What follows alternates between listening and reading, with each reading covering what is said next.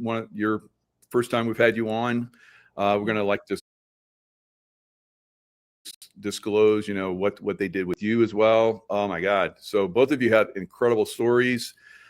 For you coming out like this basically allows other people to come out and reveal even more. So that's what I love about these shows. It gives more people the inspiration and the courage to come out and share their own stories. So thank you very much for joining us today, guys. Pleasure. My pleasure. Yes, absolutely. Yeah, so let's start with you. Okay? Yeah, your volume's perfect. Let's start with you first, Christine. Saving Private Benjamin. All right, I'll bring up the movie with Goldie Hawn. Won't show a clip or anything, but I'll show the actual photo of her. But that was your real life. Tell us a little bit about that. Yeah. Okay. So what they did with the movie, the essence and some of the conversation, if you will, and things, the whole sort of thematic attitude, meta message given out in the movie was my story. How it was portrayed in the film, they made some small changes or significant changes, but still the essence of it was mine. When I was 18, I literally ran away from home, and I was 18, so I could legally go, and I went to Hawaii, and I had a lot of adventures there. One day I was walking down the beach, and this surfer says, "Is your name Christine?" And I said, "Yeah." And he goes, "Yeah, I think it's your dad. He's been combing the beaches for about 6 weeks looking for you." I was gone for about a year. Okay. So I met up with my dad, and he said, "Your mom and I have discussed it, and we are willing to pay for your college." And I was raised in a large family, where we worked our buns off even as kids. And it was kind of, if you want something, figure it out, largely. And so I said, "Really, you guys are going to send me to college?" We promise. Okay. So I come back, and my parents said, "We've decided you're going to nursing school." I said, "Are you kidding? I hate the sight of blood." No. Your mother's a nurse. One of your sisters is now in nursing school. You're not going to be a starving artist. You're going to nursing school. I went, give me a break. I had given up this huge life, in Hawaii, where I was on 3 episodes of Hawaii Five-0 with speaking parts. I was asked to join the Screen Actors Guild. I drove a Boston Whaler, gave parasailing rides. I mean, Barry Hilton, Paris Hilton's uncle, was my boyfriend. Okay, so I had this big life. And so I'm going to nursing school. I said, "Oh, you've got to be kidding." My older brother says, "I've got an idea. Why don't you join the military?" And I said, "The military? What?" He's, I'm like this blonde beach bunny. He said, "Yeah, no." He said, "It'll be perfect. I mean, come on, you can choose Europe. They'll station you in Europe, and then they'll pick your MOS, military occupational school. For you, you'll be a secretary. You'll be in little spiky high heels and a beret, and, it'll be fun." And I said, "God, that sounds good. Oh yeah, I'm going to do it." So I joined the military, and boot camp was another whole story. I mean, I literally slept under the bed so that I wouldn't have to toss a coin on it in the morning, getting up at 4 a.m. and all that stuff. But then when I got to Europe, they made me put me in Signal Corps, Foxtrot to Blueberry Hill, come in Zulu 9, move your oscillator button. I drove a 2.5-ton truck, 5/4-ton Jeep, put up 75-foot antennas in the middle of the Black Forest. Did I ever really do that once I was there? No. But my biggest thing, my attitude was, "Are you kidding me? I'm wearing men's clothes. Olive green is not my color. I'm not, what is this?" And so there was a lot of adventures around that. I actually fell in love for the first time with an officer. That's a whole other story. But when I got out of the military, I was all of 21 years old. So I joined as a late teen. I was barely 19 and came out at 21. And I took a college course, a script writing course. And I did an overview of my and my last name started with a B, by the way. But I did an overview of my story there in the military, my experience, a character sketch, and the first act. The script writing professor worked for MGM, just happened to, right? And he says, A++++, this is the best material that has ever crossed my desk. See me after class. He then just interviewed me, took copious notes for well over 2 hours, just interviewing me and taking notes. Said, thank you very much. And within a year, the movie Private Benjamin came out, starring Goldie Hawn, and which was later on made into a TV series. I mean, the theme of it, the blonde beach bunny that goes to Germany and says, you know, where are the condos, was totally the flavor of my story. Wow. And so in 1989, into this big party, we're dressed in formal wear, wrapped around the building. Cher was there, Jane Fonda was there, Sally Field was there. This is 1989. And of course, Goldie Hawn and Kurt were there. And so my husband got in eventually, and he was speaking with Goldie. And by the way, everyone that was at the party was dressed just like us in that uniform, after ski, casual chic. Of course, yeah. Yeah, exactly. So, so he met up with Goldie and said, "You have to meet my wife. That movie is so much her story, and it was stolen from her." And she came over to me, and she was as sweet as could be. And I don't know what to say except, "Can I give you a hug?" She was very, very sweet. That's amazing. Yeah. So there's a lot more to this story. That's a fantastic introduction. We love that. And now we're going to go over to Tom and get his overview of having the Matrix series stolen from him. Tom, thanks for coming on again. Tell us a little bit about your story. My pleasure. Really, it's very much God-centered. It really comes from a Christian boy going to a Christian grad school who, before he arrives there, goes through an experience where I ask God, if you will, like David with his hands on the altar in the Holy of Holies, saying, can we see your face? Can we prove ourselves as your children? It was really very much that kind of idea of, I wanted to have God prove all the Sunday school stuff, all that kind of stuff. Here we are. If we're your children, show yourself. Pretty audacious. But anyway, I got this idea that I was being lifted off this carpet in the center of this room in Warrington, Pennsylvania.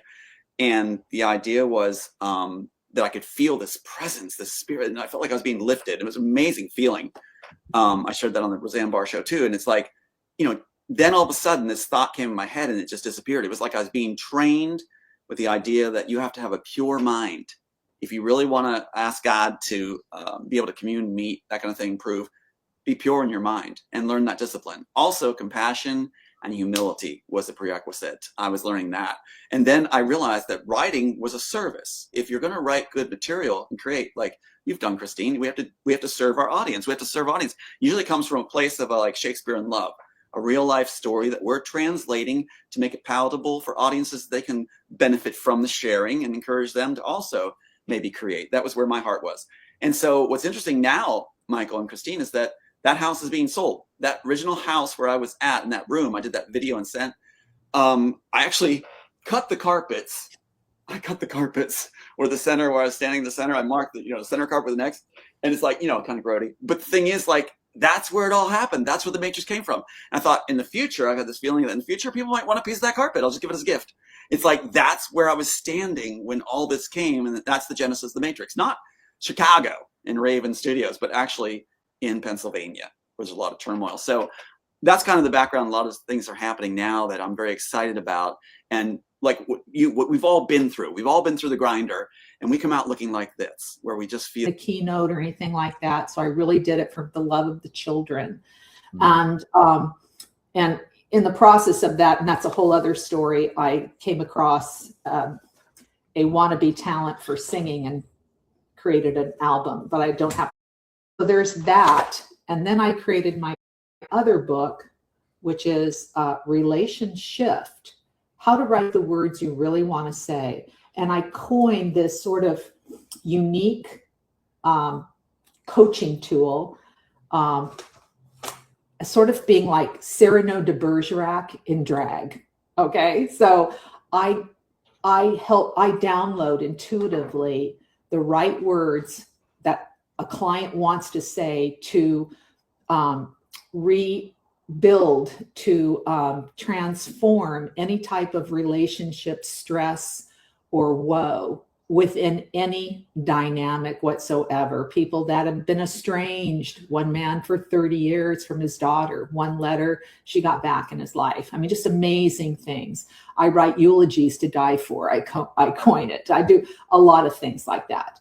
I happen to get wonderful endorsements from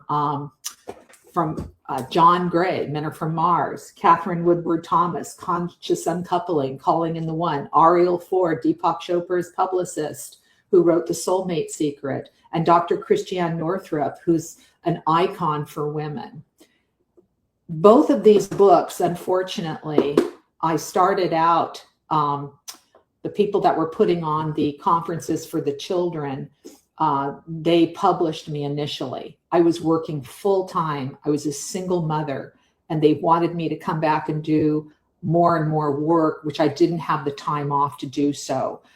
So I opted out of their publishing and just self-published. And likewise with the relationship book, I started off self-publishing it. Then I went on the Marketer's Cruise, which is, a very uppity event for a lot of people in social media and marketing and creatives and whatnot. And I met this gentleman who encouraged me very strongly to publish with his firm. And unfortunately, it was a ripoff, a total ripoff. And I've encountered so many other people. I've tried the cease and desist letters through Legal Shield, because it's very pricey to go to court and go through all of that. And so despite all of that, it's been a nothing burger. And so I'm now in the process of hiring another individual, not a publisher, to reformat, republish, new covers, probably change even the subtitles, redo it all, and then try to promote it to the best of my ability. And again, being a writer, and Tom, I'm sure you can relate to this. You don't go in it like, oh, I'm going to be rich. You go in it, like you said, because you have a calling. You have, there's something you want your life purpose to be expounded and to influence others. I've been through amazingly traumatic events. My life has literally been a roller coaster, things that you couldn't make up that are so beautiful and amazing. And other things, it's like, what the heck? How did you even survive that? And I survived it to my best ability because for some unknown reason, and I want to say it was my soul's contract, I never went on the poor me pity party, but I thought of it like, okay, this is a learning curve. I can surmount, I can move past this and influence others to do the same.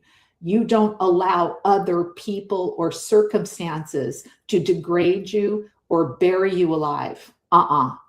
You get your big girl pants on or whatever, your big boy pants, and you show up as a positive influencer. And I won't let, no matter what, no one's going to stop that mission for me to do. So I truly believe that. Yeah, so those are good points. Basically, they're out there watching for people like all of us, that have great information that's going to help humanity, and they hijack it on purpose to benefit for themselves and also to stop you from bringing great insights. Now, I mean, you look at your work, Christine, and it's like, my God, everybody would benefit massively from this, but that's why they come in and stop it out. Tom, tell us about, how they basically hijacked you, and you've been on a mission to overcome. Absolutely. First of all, this is a great show. I'm so glad the three of us are here together, because this it feeds me. And it made me think of when Christine was talking, like, we do it as a service. We want to lift humanity. We want to offer a gift to humanity, and we benefit in the end, whether our intention is or not. We're going to benefit in the end better than if we were going for money or something. And so you asked the question too, why do they do it? And what's interesting is, Michael, things were restored to my home, like original draft pieces and everything. And some of those original draft pieces were scenes that I have right here that were used for Sense8 after the case was thrown. And in it, you have an answer to that question in this phrase from Smith. He says, when Trinity says in the original work, why did you do this to my family? Why? He goes, because it was fun. And really it comes down to that. And there's a thing in Black Sails, the pirate thing, the character who plays Long John Silver, he's fretting because he has this African-American girlfriend, Caribbean, and he wants to be a good man. And he's asked, what happens when you're going in the dark side? Why is the dark side so compelling? He says, because it feels good. So our answer really is a very shallow, lizard-like answer that causes them to do everything they're doing. And I was told too, don't look for that answer of why they've done it to us, because you're not going to find anything deep, nothing satisfying. You got those that serve and do creative work as a service, and you got those that take because they feel entitled and they want to gain, and they'll get it any way they want, sell their grandmothers out. So this scene, though, that I had, I was so excited to get this back when that stuff was restored to my home, and I believe it's the CIA film department that did it, really, because who else can break into my home and restore the stuff in my bed?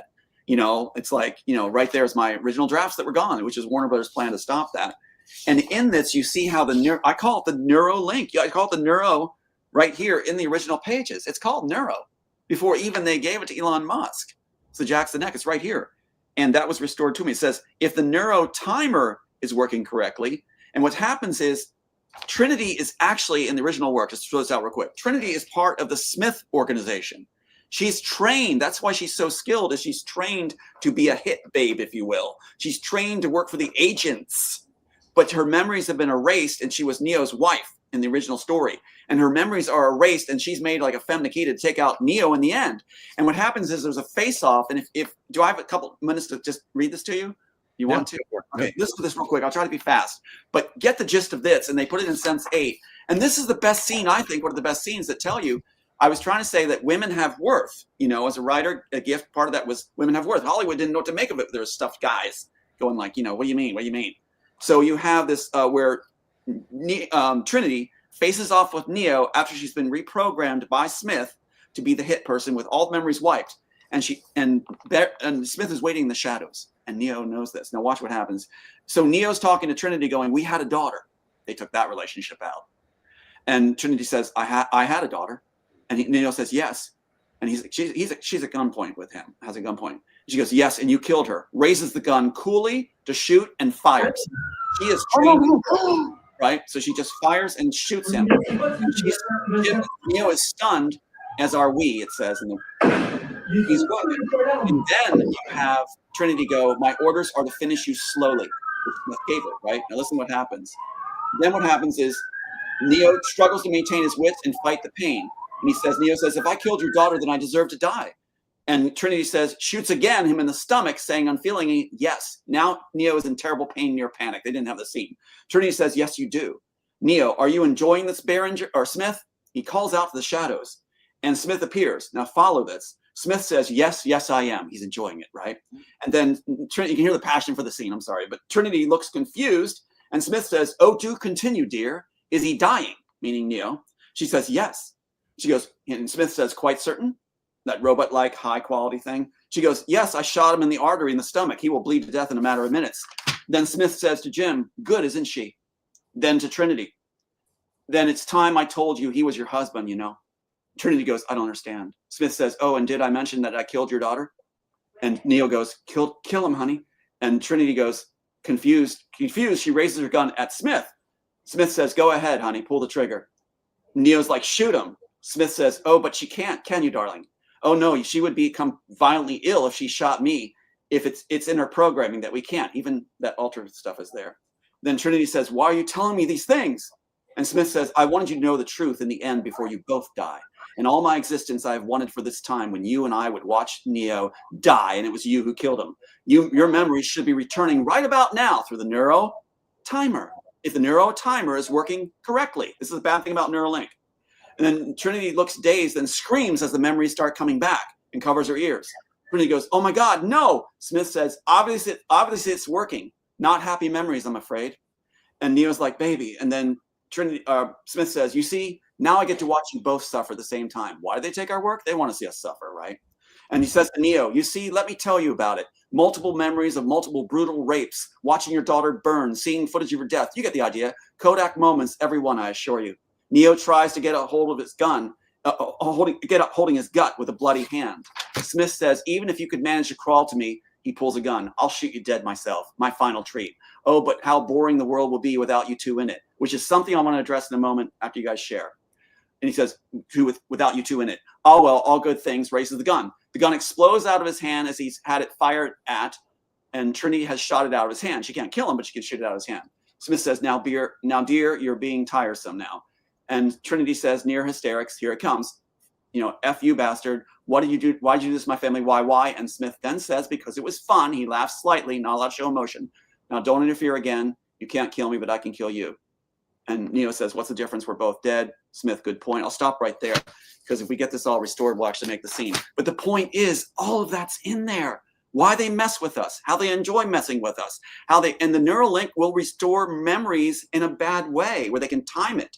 That is the original Matrix story, where the reason Neo ends up going to Underground is because he gets a word, she's still alive. The architect planned it to release at a certain time, she's still alive, to send him on a cause-effect trail to Underground. You see what I'm saying? It's all there, and they didn't know what to make of it. But I love this scene. I think it's very important because it's a scene that they took the relationship out between Trinity and Neo and made it dumb. It should have been they were in love, married, had a daughter, a little girl at the train station, restored to life at the end. And so at the end in Matrix, what's supposed to be is Trinity and the little girl are both restored to life, joining Neo, watching the identical figures facing off. Does it make any sense? Or did I just ramble? It's a lot. Layers. This is layers from the story that they stripped and didn't understand and simplified. That makes sense? So I could go on and on. I won't. But on and on with all these different things that are in there that are layered. And that gets my passion going. And I want to, like we said, we're trying to do as a service to inspire other people's passion. But when you dissect this scene, there's a lot going on. And it's like, it really shows that, you know, that Smith really has an agenda that's horrible. He's letting the memories restore, so he watches her suffer after she's fatally wounded the man she loves, but had her memories erased about it, timing it so they come back after she's already fatally wounded, and he made sure that she has. Anyway, back to you guys. Wow. So I have this thing you gave me a video of this, and it's just running. I can't stop it. So that's what's in the background. So I'm just going to ask another quick question. So your passion and creativity obviously is stolen. What did you mean? What did you want for this to be represented as? Go ahead, Christine. I'm sorry. I thought you were asking Tom. So you want to know what was the theme of what was stolen from me? Okay. Well, in essence, from my Private Benjamin story, like the professor said, it was the best material that had ever crossed his desk. And what I was sharing about it was, you know, kind of a romance comedy. You know, it wasn't a deep story like Tom has, you know, with those kinds of layers to it. But it was about, you know, girl power. And let us not forget, this Private Benjamin, I'm totally aging myself, came out in the 70s. Okay. So, you know, before all the women's libbish stuff was out. And so I think it was a precursor for some of that in kind of a humorous way. but and actually, if I had given myself the opportunity to finish the whole story of it, it would have had the dark side of the moon on that, because I had some near-death experiences when I was in the military and had gone through a variety of wake-up calls to this and that. I'm, California Beach Bunny Girl was introduced to very interesting times. I'll put it that way. And I learned to kind of, like you say, not fall apart. There were women I was in the military with that had to get out, and they couldn't handle it for one reason or another. But it really, the gift for me was that I got to recognize my own fortitude, and that I didn't have somebody that I could run home to. I was 6,000 miles away from home. My parents did come to visit me once, and they wanted to go to Munich, and I said, "Oh, heck no, we're going to Paris. I've been there." So, but yeah, so if I were to look in retrospect, that story of starting out at a young age and going into this whole other, it's like going to another planet, really.